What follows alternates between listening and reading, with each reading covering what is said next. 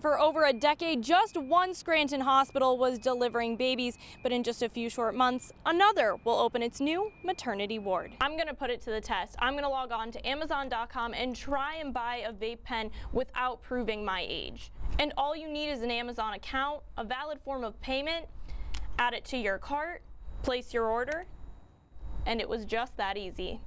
Good evening, Charlotte. The downtown Scranton and Wilkes-Barre Bike Project is underway in the early stages, gathering information about what is necessary to keep bikers and pedestrians safe in both cities. Those we spoke with said they're excited about the project and that it's a necessary one. Renovations for a baseball field don't come cheap. About 25 tons of dirt were brought in for this project, and about 25 tons, well, that's about $1,500 worth of dirt. And Newswatch 16's Cassie Semyon is there. Cassie. Well,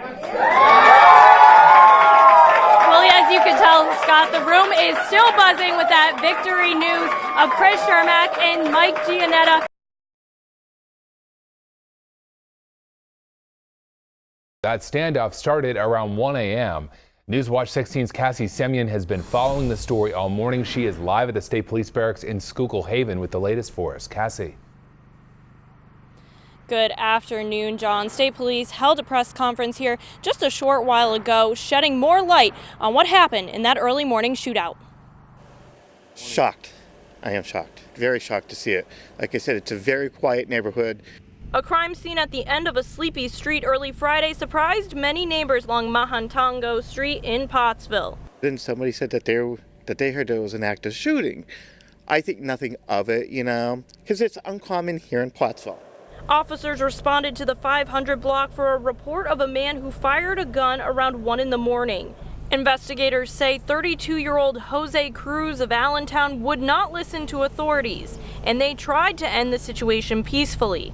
But he then pointed and fired his handgun at the officers, at which time 2 Pottsville City police officers discharged their weapons to protect themselves, the Pennsylvania State Police, and citizens of Pottsville. Schuylkill County District Attorney Michael Paik was on the scene and reviewed police body cam video of the incident and says this was by the book. It's unequivocally clear from viewing that videotape that the officers were performing their duty very well. They acted courageously, and it just emphasizes the dangers that are faced on a daily basis by all law enforcement. While many neighbors we spoke with said they slept through the commotion last night, many woke up surprised to find out there was a shooting on their block and find the road still closed. Any other day, it's really nice, Everybody's always down the streets walking. It's a nice community, and for something like that to happen, that's unbelievable. Despite being an isolated incident, the shooting so close to home has caused concern for families in the neighborhood.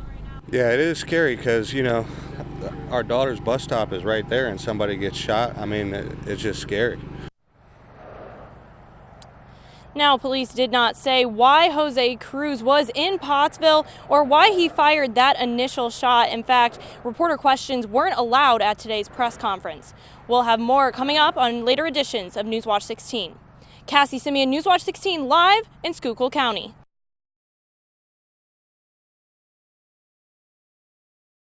Again tonight in Scranton, where that 20-year-old male is still in critical condition after a shooting in downtown Scranton. Police now say they have a suspect in custody. Newswatch 16's Cassie Semyon spoke with the victim's family today. She's live outside Geisinger CMC in Scranton with more. Cassie. That's right, Jim. The alleged gunman is in custody and could be charged as early as Monday. Meanwhile, 20-year-old Len Floyd was set to start classes at Bloomsburg University in the fall, but now his family says he faces multiple surgeries and a long road to recovery. He asked my husband, am I going to die? And my husband told him, no, I'm not out here. I'm not on my watch. I'm get you there as fast as I can. In an instant, 20-year-old Len Floyd's life was changed forever. His family says a gunshot through his passenger side window hit Floyd in the face and sent him to the ICU at Geisinger CMC. It all happened here on Mulberry Street Thursday. The alleged shooter captured last night. Within the last 2 days, loved ones tell us Floyd has had 3 surgeries and is preparing for more. He's going to have another one in the morning. He has to get some quite a bit of reconstructive. His whole everything on one side of his face is shattered. There's no bones that are any good. Police have arrested this man, 32-year-old Zodio Prisco. He is currently locked up on simple assault charges related to another incident. Now Floyd's family and friends are asking why someone would shoot him. He would never, ever hurt anyone. That's all he keeps asking me is, why would somebody shoot me, Nana? Why would somebody shoot me? Len's grandfather was driving the car, and Len was in the passenger seat when he was shot on the corner of Mulberry and Mifflin. But quick thinking might have saved the day. Len's grandfather put the car in drive and went back where he remembered police were blocking traffic for a road project on Penn. And as soon as they got to the cop, an ambulance was coming up the street. So, I mean, everything worked out. Who knows, 10 more minutes and we could have been talking about a different story. His friend Xavier Harris set up a GoFundMe to help with Floyd's expenses. Within just a few hours, they surpassed their goal of $5,000. The support from the city has been amazing. Like, I've never seen Scranton come together as one for one individual. As Floyd continues to recover, those who love him have rallied around him in his time of need. That's my baby. You don't understand the bond. He's a protector. He takes care of his sisters and his brother and me and his mom. And he just protects everybody, and why would they ever hurt my baby?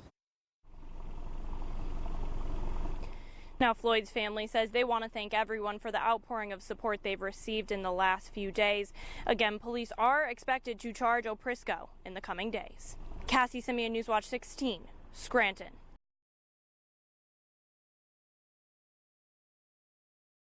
What's so proud? And proud they were. Hundreds of friends and family gathered near Milton to send off their troops, set to deploy overseas for a year. Our folks are heading off to Eastern Europe to take part in the NATO's Enhanced Forward Presence mission, a mission that was established after the Russian invasion of Crimea. About 500 men and women who serve in the Pennsylvania National Guard with the 278th Armored Cavalry Regiment will spend 6 weeks in Fort Hood, Texas, and then they ship off to Poland. These folks are going in, potentially going into harm's way. So have the friends and families and employers come out and support them the way they did today really means a lot to them. For many service members here, this isn't their first deployment, but for others it is. And with little ones at home, it makes it that much harder. As a spouse, you feel excited for them because they're going on this new journey. But you're sad because you're missing your partner. Some have been preparing their children with extra bedtime tuck-ins and recording special messages for when they miss their dad the most. We've been having a lot of chats late at night. He's been putting them to bed. We have a couple stories that we got from our last meeting, and one of them has like a recording of his voice on it. Specialist Reese Musselman and his wife Loretta welcomed baby Chandler 2 months early, allowing him to spend some time with his newborn son.